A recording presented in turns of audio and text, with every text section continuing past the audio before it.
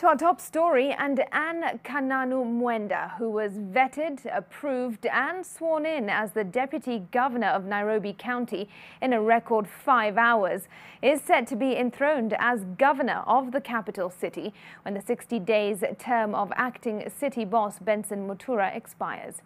Her expeditious rise to power has drawn mixed reactions, with some terming it an illegality, even as she vowed to cooperate with the Nairobi Metropolitan Services boss, Mohammed Badi.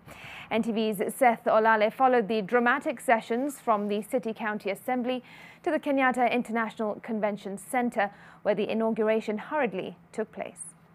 I was nominated through merit. And Kananu Mwenda's 5-hour rise to power commenced after the High Court threw out cases challenging her nomination as Deputy Governor, paving way for the vetting process. How are you going to deal with that? The Nairobi County Assembly's Select Committee on Appointments swiftly interrogated the former Nairobi Disaster Management and Coordination Chief Officer in less than an hour, approving her nomination for the position after the House Clerk, Edward Gishana, confirmed there was no court order stopping the vetting. We have a small legislative affair that we need to deal with so that we are able to support and work with NMS.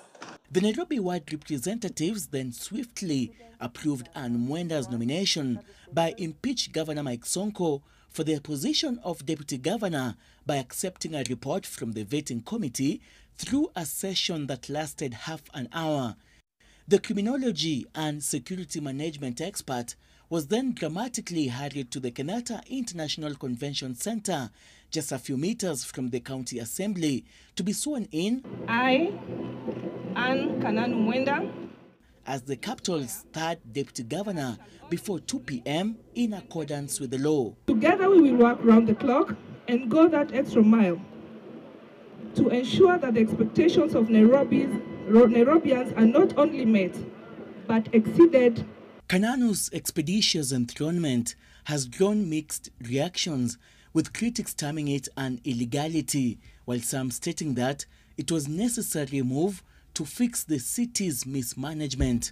Vetting committee and the Nairobi County Assembly have merely been used as rubber stamps, curious enablers of an illegitimate process. There's this cute little animal in law we call status quo remains. So by Monday, by the time we're going to court, status quo will be Ann Kananu is Deputy Governor Nairobi, and that is done and dusted.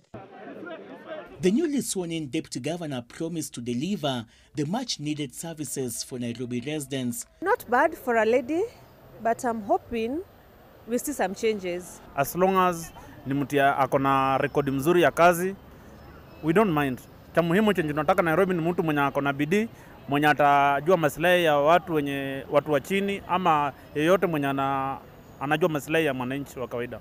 Analysts observe that Kananu will eventually be sworn in as governor at the expiry of the 60 days duration by acting Governor Benson Mutura. IBC will be compelled to retract by way of now having in place degazetting the initially gazetted and intended by-election for Nairobi. This was orchestrated.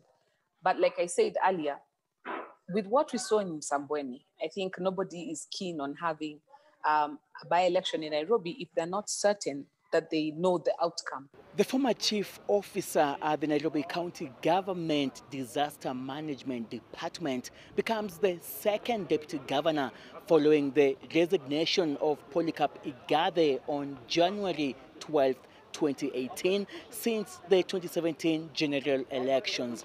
Seth Olale, NTV at the KICC Gardens, Nairobi County.